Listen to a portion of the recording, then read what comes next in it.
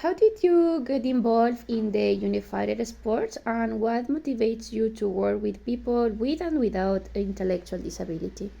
Well, what the way I get involved is I apply for this volunteering at A.M.Euexia, and well, they work with young people.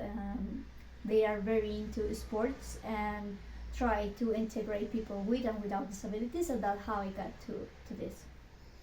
Okay, so can you describe a memorable moment or a successful story about your experience with this kind of sport and which impact did it has in you? Well, yes, there was a very memorable moment. It was an event with people, they were kids with disabilities and also a basketball team without disabilities.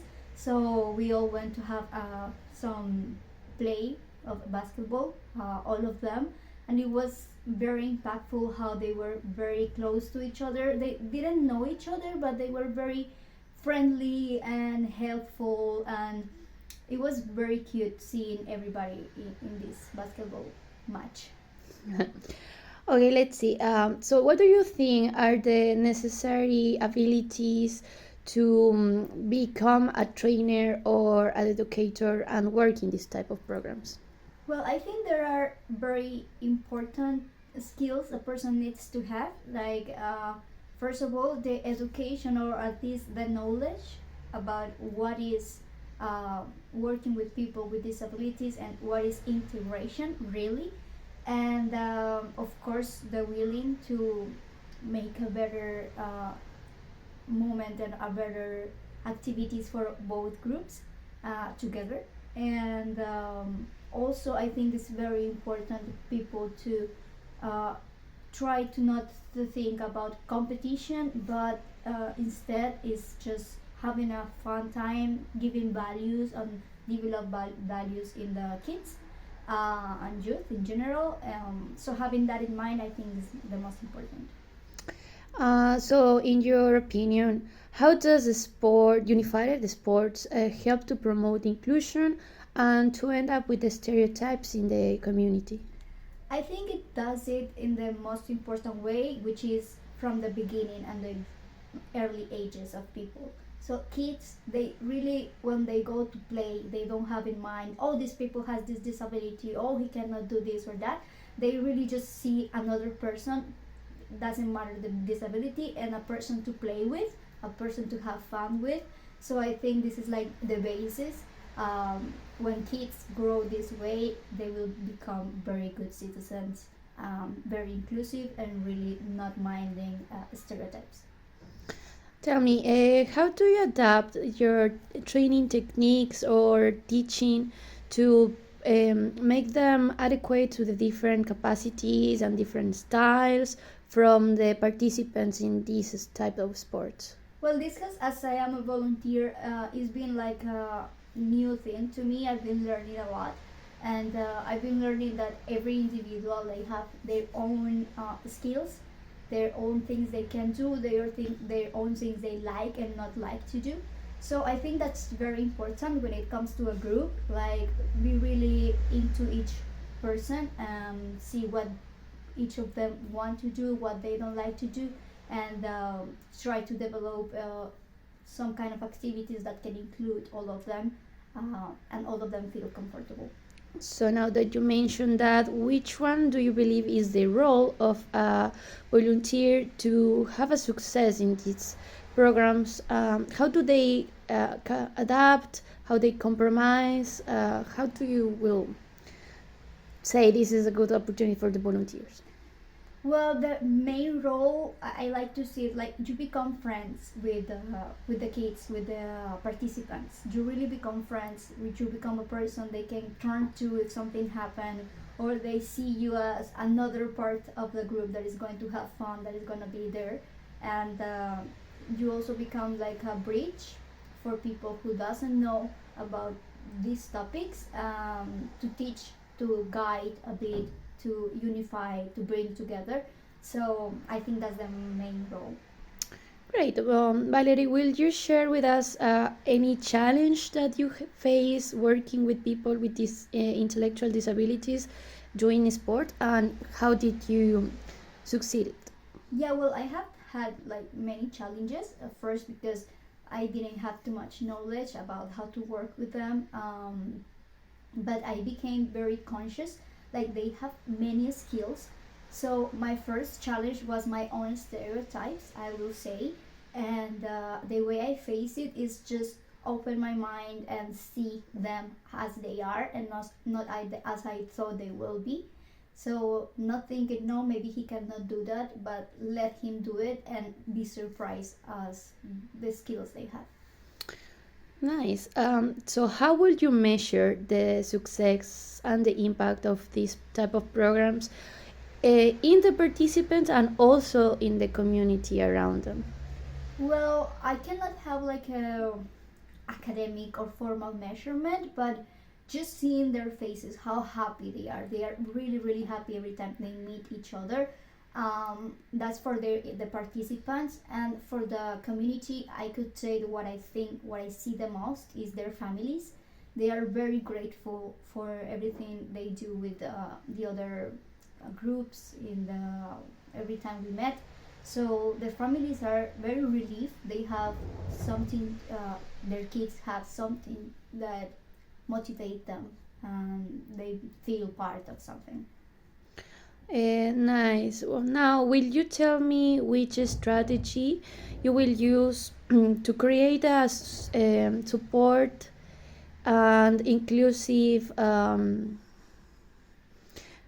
scenario for them, especially for the athletes with intellectual disability and also for their um, friends?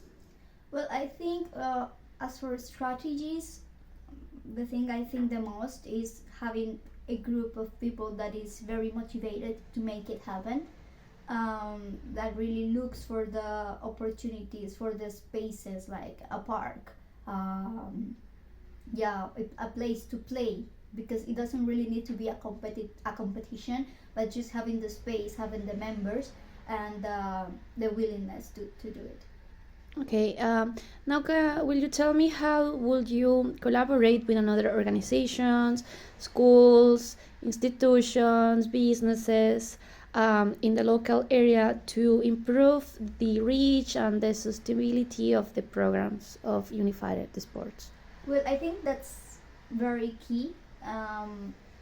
When you involve local businesses or entities, governmental entities, for example, it can have a lasting impact. So it can be replied, it can be done for a longer time. It means more people getting the benefits.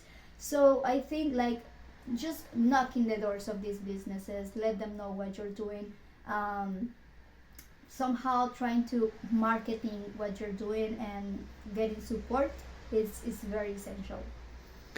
Nice. So, based on your experience, which are the most effective way to promote these sports and also to encourage the participation from the people with and, of course, without intellectual disability?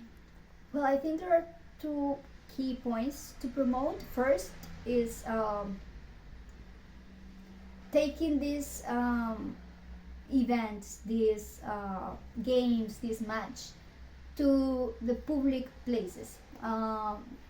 Try to go in a park. Try to um, how to say share this event and make it public, and all of the members have to do it so more people know about it. And second of all is make it visible in a higher way, let's say in the governmental entities or in social media, having a platform to show what you have been doing, how is it done, how fun it is, how people is beneficiating from it. I think is very important.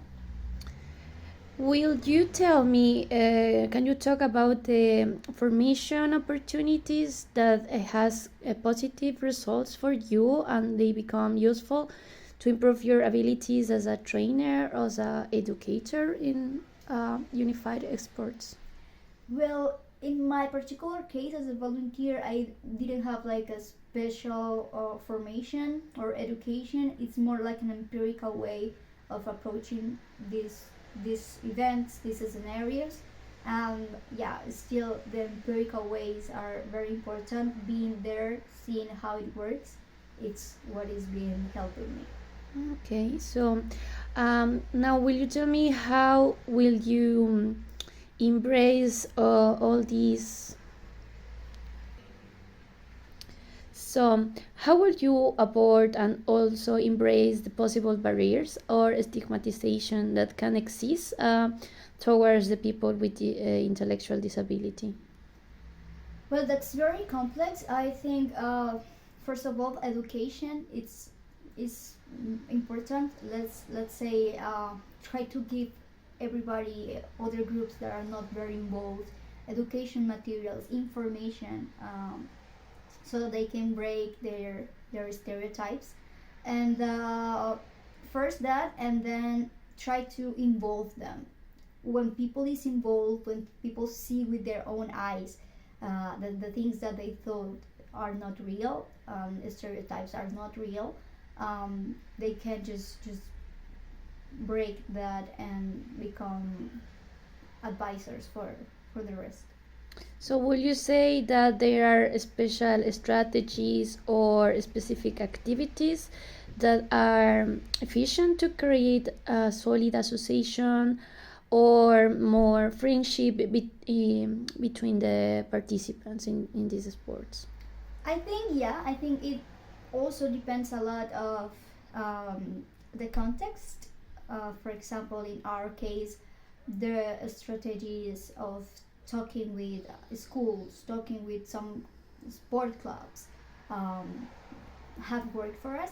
But of course, I guess in other contexts where there are not these groups, maybe there should be another strategies. Okay, finally, last question. Please tell me how do you see the future? How do you think the unified sports will evolve? Which gonna be the trainers' role, the volunteers, and the educators? How will they all satisfy the necessities that change in the community? Well, what I hope for real is that in the future there will be more involvement of key actors to promote, to replicate, especially these things in more more spaces, in more communities. Yeah, it's, I think it's all with the support of the authorities that have to do it as well, and the community that can push to have it. So as long as it could be replicable in other contexts, in other municipalities, in other countries, as much as possible, I think there will be a great and big network for this to continue developing. Thank you very much, Valerie. I appreciate all your answers. Bye. Bye.